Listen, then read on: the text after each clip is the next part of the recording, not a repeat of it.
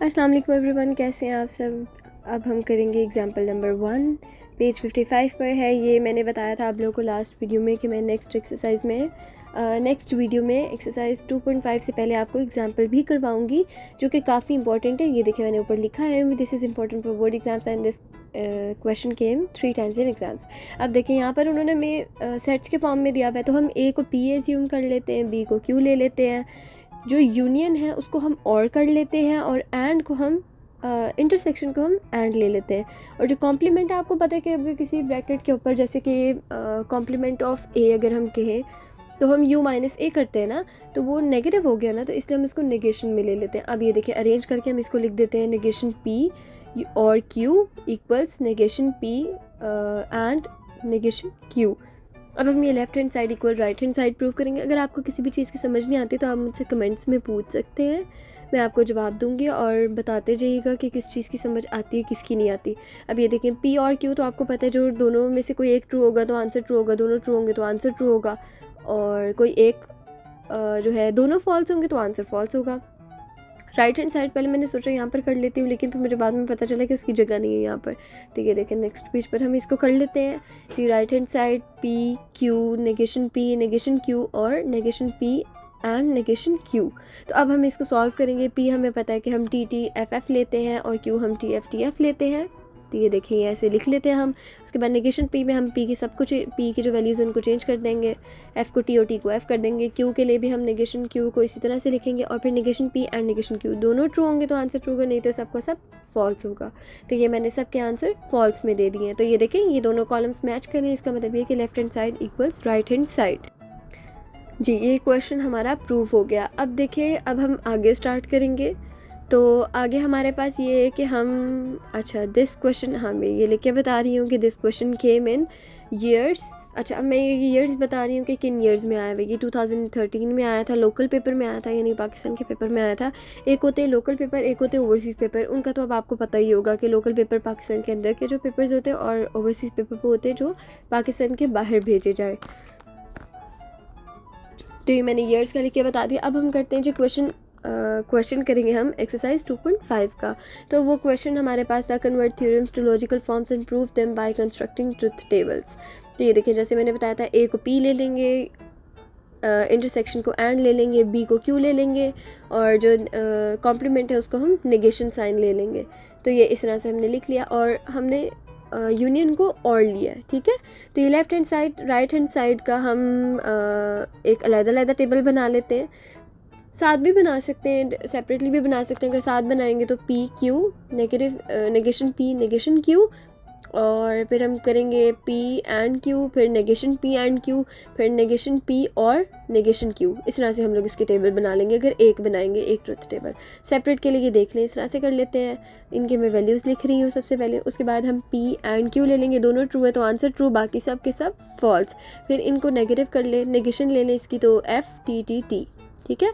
फिर negation p f f t t और negation q f t f t, फिर negation p और negation q। एक true है तो आंसर ट्रू है, नहीं तो सब फॉल्स है।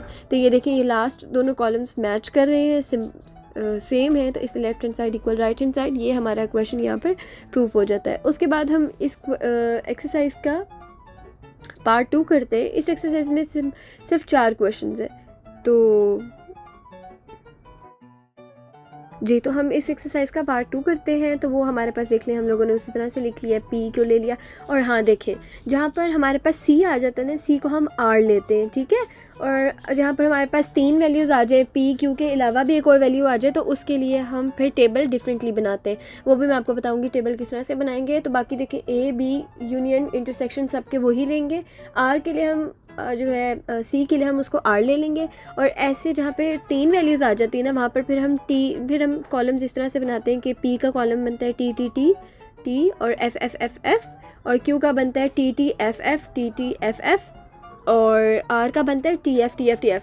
जिस तरह से मतलब हम q का बनाते हैं ना पहले, वही हम r का बनाएंगे यहाँ पर। और q का हम डबल कर देंगे, जो मतलब t f t f था उसको t t f f कर देंगे। और p का हम 2t 2f कर रहे थे ना, तो हम उसको डबल करके 4t और 4f करेंगे। देखें अब p और q ले लो, जहाँ जहाँ एक यानी मतलब दोनों में अगर ट्रू है, पी में भी ट्रू है, क्यू में भी ट्रू है, तो ट्रू होगा, कोई एक ट्रू होगा तो दोनों, तो फिर ट्रू होगा, अगर दोनों फॉल्स है तो आंसर फॉल्स है। फिर पी और क्यू और आर, हम इसको आर के साथ कंपेयर कर रहे हैं, तो उसके हिसाब से हमने आंसर कंपेयर करके लिखा है। अब ये मैंने एक ही टेबल बना दिया ना प्रूफ करने के लिए, तो एक ही टेबल के लिए फिर हम क्यू और आर को भी लिख लें, क्यू और आर उसकी वैल्यूज़ को हम कंपेयर करें। और अब ये देखिए हम लास्ट वाला कॉलम कंपेयर करें। आप ये सॉल्व करेंगे ना खुद ही, तो आपको समझ आ जाएगा कि इसको किस तरह से सॉल्व करना है, आपको पता चल जाएगा कि सोल्यूशन किस तरह से आता है, और आपको पता होगा। अब जिस चीज़ की नहीं समझ आएगी वो आप मुझे पूछ सकते हैं कमेंट में, नहीं तो अदरवाइज़ मैंने इस तरह से एक्सप्लेन किया कि आप सबको सारा कुछ इजीली समझ आ जाए। मेरा एक्सप्लेन करने का मेथड इस तरह का है। अगर आप लोगों को लगे कि एक्सप्लेन करने का मेथड प्रॉपर नहीं है तो आप मुझे बता सकते हैं, मैं कोशिश करूँगी कि मैं इसको और इम्प्रूव करूँ।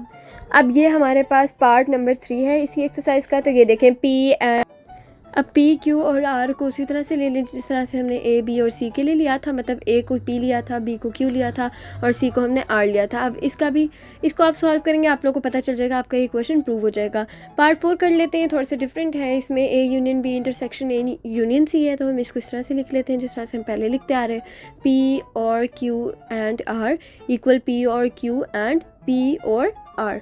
पी क्यू आर को हम लोगों ने टेबल बनाएंगे, फिर हम टेबल बनाएंगे क्यू एंड आर का, क्यू एंड आर का, फिर हम कॉलम बनाएंगे पी और क्यू का, फिर हम कॉलम बनाएंगे पी और आर का, उसके बाद हम कॉलम बनाएंगे पी और क्यू एंड आर, और पी और क्यू एंड पी और आर का। ठीक है, अब इसको हम सॉल्व करेंगे। हम इस तरह से लिखेंगे कि T T T T F F F F, और फिर T T F F T T F F, T F T F T F T F.